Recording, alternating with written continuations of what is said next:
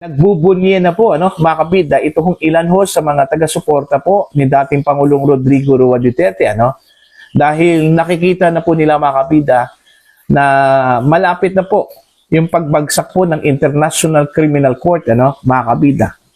Okay? Dahil ho dito sa pinaka-latest na action po ng Estados Unidos against the ICC, kamakailan lang po, naglabas po ng panibagong sanksyon, ito hong Trump administration dito ho sa mga opisyal po ng International Criminal Court, mga kabida. At alam niyo ba kung sino po ang tinamaan ho dito sa sanksyon na ito?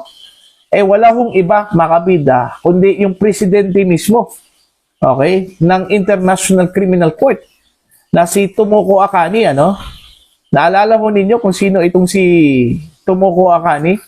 Siya yung umapila po, mga kabida, sa bansang Japan, na tulungan itong International Criminal Court, na harangin, yung pressure, alright? I-counter yung pressure, mga kabida, ng Estados Unidos sa ICC. Alam naman po natin na yung nationality po, mga kabida, ni Tomoko Akane ay isa hong Haponesa, mga kabida. Akala siguro niya, na matutulungan ho siya ng bansang Japan, dito sa kanyang kampanya, na i-counter ito hong pressure ng Estados Unidos diyan po sa kanilang tribunal. Okay? Ang hindi po niya alam na mas pipiliin po ng Japan, mga kabida, na tumulong dito ho sa Estados Unidos kaysa International Criminal Court. Okay? Now, dito ho sa panibagong sanksyon po, mga kabida ng US sa ICC, bukod ho dito kay Tomoko Akane, kasama po, mga kabida, sa sanksyon, ito hong senior trial lawyer po, ng International Criminal Court na si Abdoulaye Seye. Isa po itong Afrikana o Afrikano. Hindi ko alam kung lalaki ba ito o babae, mga kabida. Okay?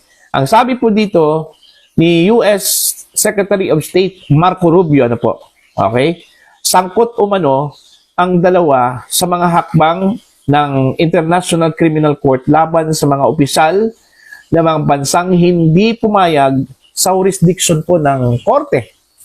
Okay? Meron kasing mga hakbang daw itong mga opisyal na ito, sa ICC, mga kabida. Doon ho sa mga bansa na ayaw hong kilalanin yung jurisdiction po ng International Criminal Court, Kagaya na lang po ng Amerika. Okay? China. Okay? Ito hong Israel, mga kabida, Russia. Itong mga bansang ito, hindi ho ito mga miyembro po ng ICC. At mariin po nilang sinasabi po, mga kabida, na wala hong jurisdiction, ito hong International Criminal Court dito ho sa kanilang mga bansa. Okay? So, may mga aksyon daw itong mga opisyal na ito. I don't know kung ano pong klaseng aksyon.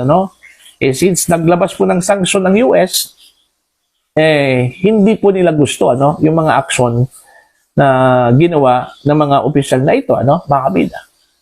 Alright? Sa ilalim po ng sanksyon, mga kabida, okay, laban ho dito sa dalawang mga opisyal, ng International Criminal Court na ipinatupad po, mga kabida, ng US. Okay? Posible hong ma-freeze ang anuman pong US-based assets ni Akane at Seye, At malimitahan po ang kanilang access sa US financial system. Ibig sabihin po, ito yung pinakamatindi, mga kabida, hindi ho nila pwedeng i-withdraw yung kanilang mga pera sa pamamagitan po ng dollars. Okay, mga kabida. Yun yung isa ho sa mga sanctions, matinding sanctions, na ipinataw po ng Estados Unidos dito ho sa mga opisyal po ng International Criminal Court. Okay, halimbawa, meron po silang pera po, sa Europe, o di kaya sa Asia. Kung i-withdraw mo yan, mga kabida, hindi ho pwedeng i-withdraw yan ng pera po ng isang bansa. Okay? Kagaya ng, halimbawa lang po, Japan. Hindi mo siya pwedeng i-withdraw through yen. I-withdraw mo yan through dollars. Alright? At hindi ho pwedeng ma-withdraw yan nitong dalawang mga opisyal na ito dahil freeze po eh. Kumbaga, block po sila mga kabida sa lahat ng financial system po ng US eh. Okay? Yun yung matindi, ano? Sa sanction na inilabas po ng Estados Unidos, ano po. At hindi lang po yung sanction na ipinataw po mga kabida ng US dito sa dalawang opisyal eh. Meron pong mga naunang sanction na inilabas po, ano? Ang Estados Unidos laban ho sa ibang mga opisyal po ng International Criminal Court. At ito yung pinakahuli, ano? Presidente na po mismo ng ICC po ang pinatawan po mga kabida, ano? At ang tingin po ng mga observers, lalong-lalo na po yung mga taga-suporta po ni dating Pangulo Rodrigo Roa Duterte, nalalapit na raw mga kabida, ano po, yung pagbagsak po ng ICC, ano? Katulad na lang po sa pananaw ho ni Attorney Harry Roque, ano? Dati hong presidential spokesman po ng Duterte administration. Okay? Nalalapit na raw yung pagbagsak ng International Criminal Court at nalalapit na rin yung pag-uwi po, ano, ni dating Pangulong Rodrigo Roa Duterte, ano po. Although wala naman pong taning, ano, na binigay po mga kabida itong US kung kailan ho patatapos yung kanilang kampanya against International Criminal Court. Pero dito pa lang sa assurance po, ano, ni US State Secretary, ano, Marco Rubio, na wasakin daw nila itong ICC brick by brick. Ang ibig sabihin po mga kabida, unti-unti po nilang wawasakin itong International Criminal Court. Okay? Inuuna po nila mga kabida yung pag-pressure sa mga bansa na kasapi ho, ano, ng International Criminal Court mga kabida. Okay? Lalong-lalo na po yung mga dependent sa borrowings, ano, utang, financial aid, and logistic aid, ano, mula sa Estados Unidos. So, yun yung mga inuuna po ng Estados Unidos na kinausap, ano, mga kabida. Kaya nga, itong si Marco Rubio, umiikot po ngayon ito sa mga bansa, no, sa buong mundo. Okay? Para po ikampanya, mga kabida, itong layunin po ng Estados Unidos, ano, na buwagin itong International Criminal Court. Dahil sa kanila po, mga kabida, hindi na raw sinusunod ng ICC yung kanilang mandato. Okay? Na i-preserve po mga kabida yung sovereignty, ano, ng bawat bansa. Okay? Kasi nanghihimasok na po eh. Kahit na walang jurisdiction. Alright? Kahit na po meron pong jurisdiction ng International Criminal Court, hindi po basta-basta hong manghihimasok po ang ICC, ano, mga kabida, sa judicial affairs, ano, ng isang bansa. Kasi meron hong soberanya yan, ano, mga kabida. Kumbaga, independent state yun. Sovereign state. Meron silang sariling batas, ano, mga kabida, at judicial system. Okay? Malinaw naman po yung nakasaad po, ano, mga kabida, sa Rome Statute. Okay? Na ito hong ICC ay complementary lang po. Ibig sabihin, mga kabida, kung sakali man po walang magawa ang isang bansa o isang member state ng International Criminal Court sa paglilitis doon ho sa mga gumawa po ng krimen, ano, mga kabida, na pwede hong sakop dito ho sa International Criminal Court, kagaya na lang po ng crime against humanity, genocide, ano, mga kabida. Okay? Pwede po nilang kukunin yung jurisdiction na yon. Okay?